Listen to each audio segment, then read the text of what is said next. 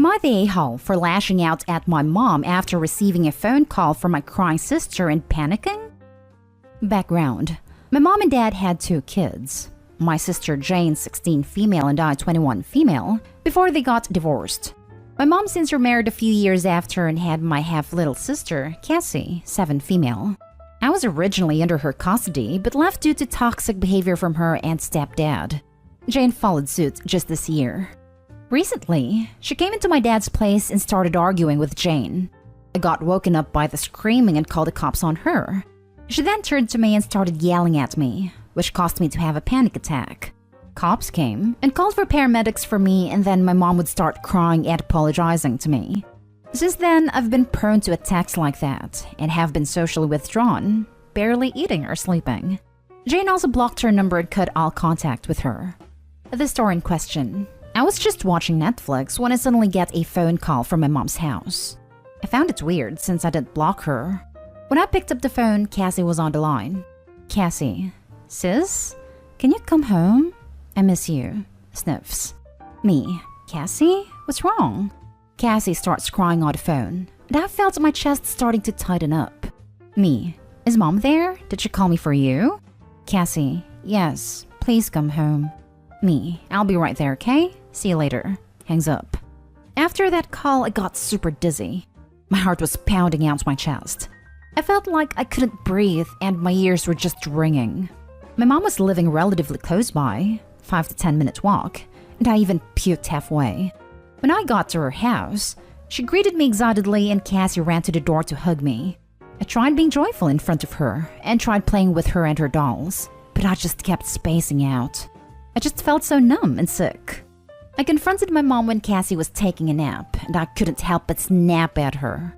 Me, what the hell was the call about? Mom, what do you mean? And do not use that tone on me. Me, you could have just texted me to come by and visit Cassie or called me yourself. But no, you had to have her crying on the phone for me to come over. Mom, then how else am I gonna get you to come? You wouldn't listen to me. I was seeing red.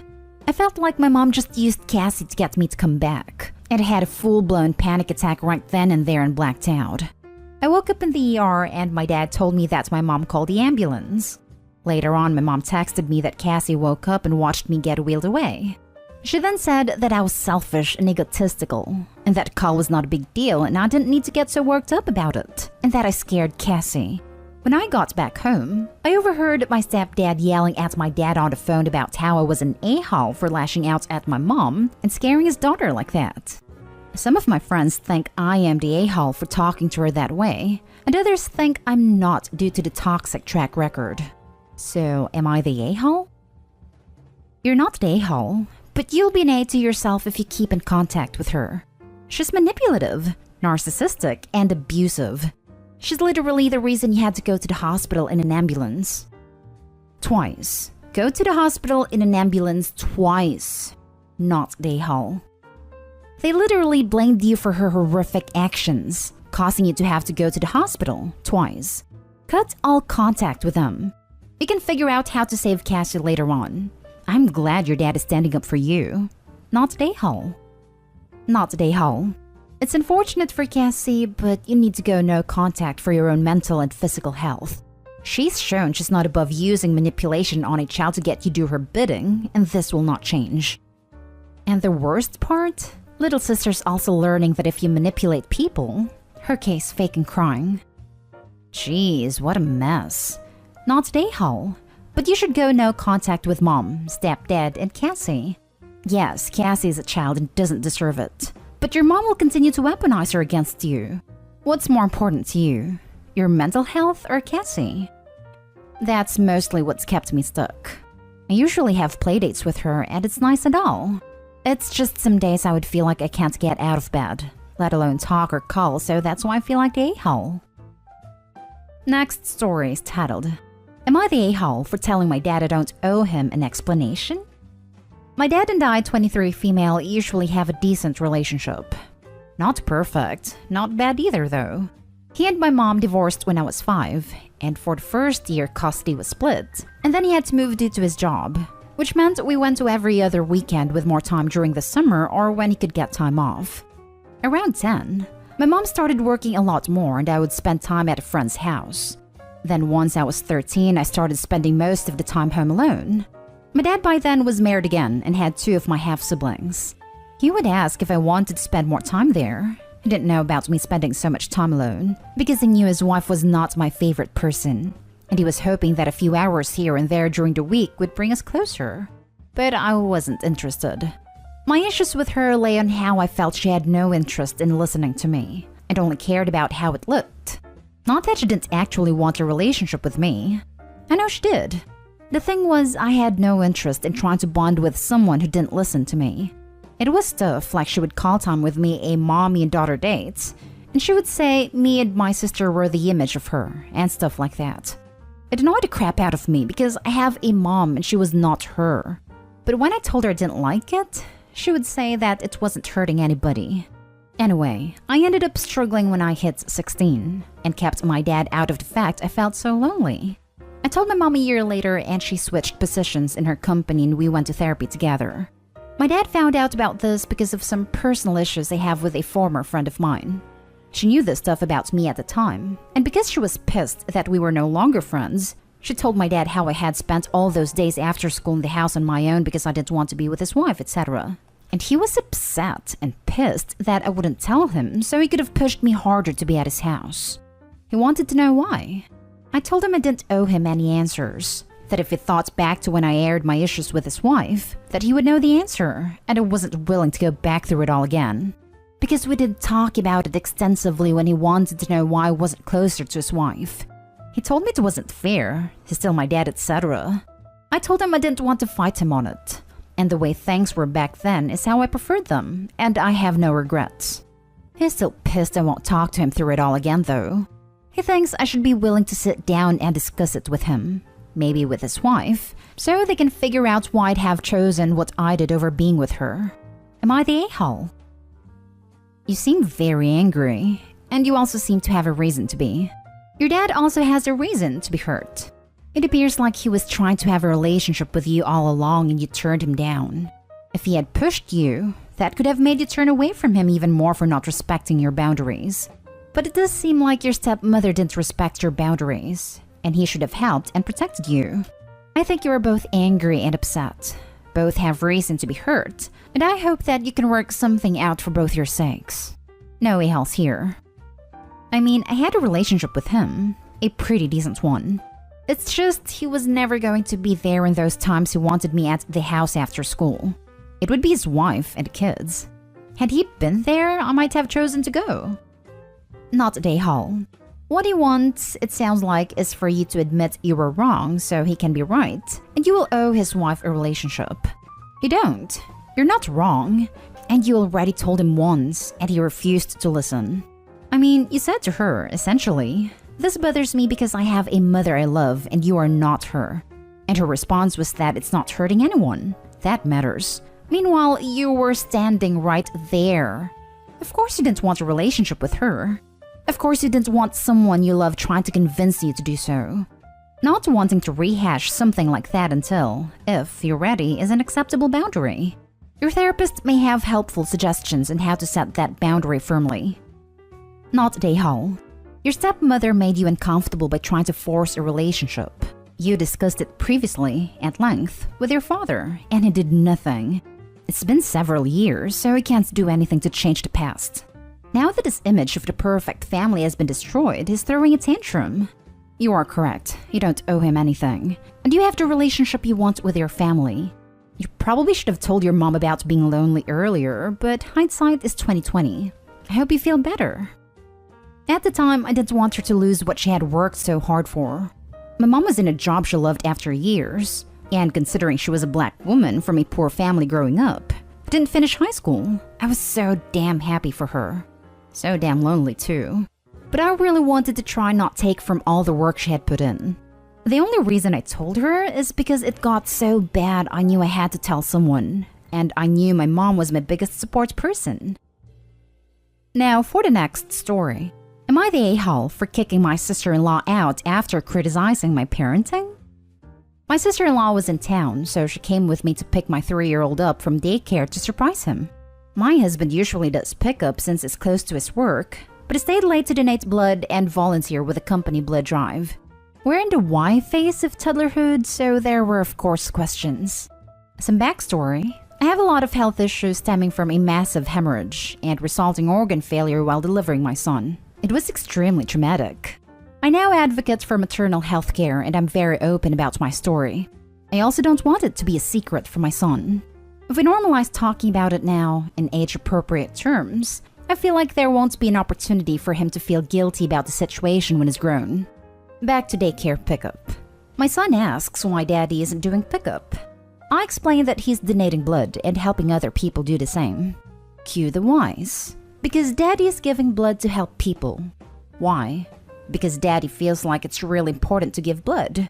Why? Because when the doctors took you out of my belly, mommy got sick. And other nice people gave mommy their blood because I needed it. And on and on. My sister-in-law was mortified and kept trying to change the subject. I obliged because a lot of people get up uncomfortable talking about blood, but my curious child kept bringing the subject back up. After my son was put to bed, my sister-in-law cornered me ranting and yelling about how inappropriate that conversation was, and how my son should be shielded from the reality of his birth.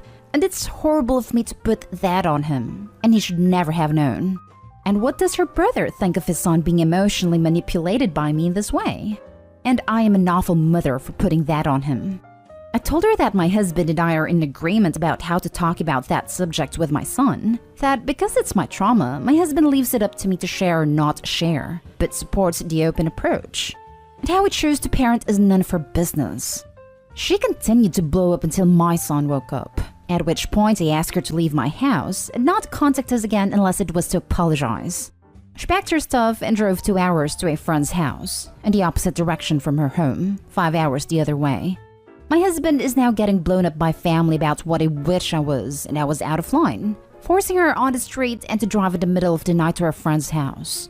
My husband agrees that his sister was wrong, but thinks it could have been handled better, or I could have at least waited until morning to tell her to leave. Am I the a-hole for how I handled my sister-in-law? And am I an a-hole for how I'm handling the subject of my son's birth? Now for the comments. Not the a-hole. I think your son was far more traumatized by his aunt acting like a lunatic rather than your calm, accurate answers. She yelled and screamed till he woke up and still wouldn't stop. She needed to go right then. I wouldn't allow her back, and I'd be just as honest with other people about how her behavior is damaging for your son, and you won't allow it. You did everything right here. Poor kiddo must have been so scared to be woken up like that. Good job protecting him from the crazy lady, mama. Tell anyone who thinks otherwise they're welcome to have her over if they enjoy that kind of behavior. You're not blaming your child for anything. You're actually shielding him from feeling like the bad guy when he grows up. Oh crap, I did this to mommy. Is it gonna be a thing when he's old enough? Because you're like, yes, this happened. Yes, it was a byproduct of bringing you into this world. But I still don't care because I have you.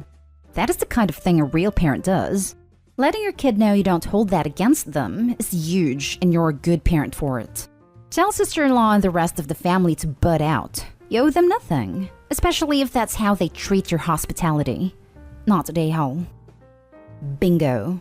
Our daughter was born less than 2 pounds and 8 weeks early due to a placenta/umbilicus issue and was delivered by emergency C-section.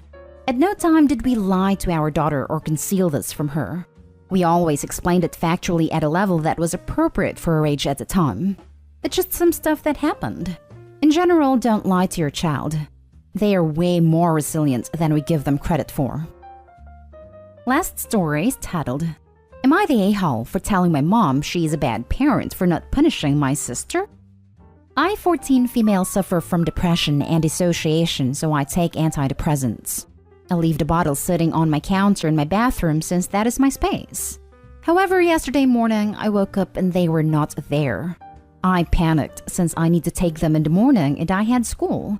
I ended up going to school without them and spent the entire day in a panic since I don't know where they could be. Later that night while at home, I walked in on my sister filming a TikTok holding my medication bottle. I screamed at her for taking them and she started crying. I told my mom what she was doing, and it turns out my sister had been filming a video about her talking about her depression and how it affected her. I was disgusted since my sister did not have any mental issues we were aware of, but my mother told her not to do that, and that's it. I asked if she was going to do anything, but she said that my sister was a kid, so it was just a learning moment to tell her to stop. I called her an awful mother for letting that slide as if it were nothing and leaving me with extreme anxiety all day. She took away my phone for the night and told me to be respectful.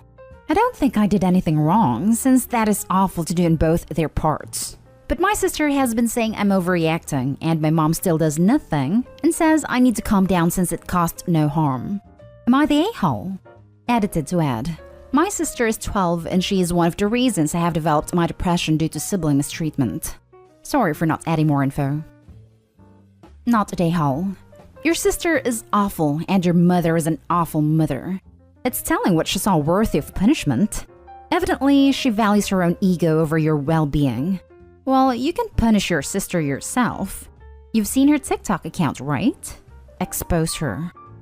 While Opie was not wrong, her sister should have been punished hands down. It's not ever going to go well for the kid when a teenager yells at their parents.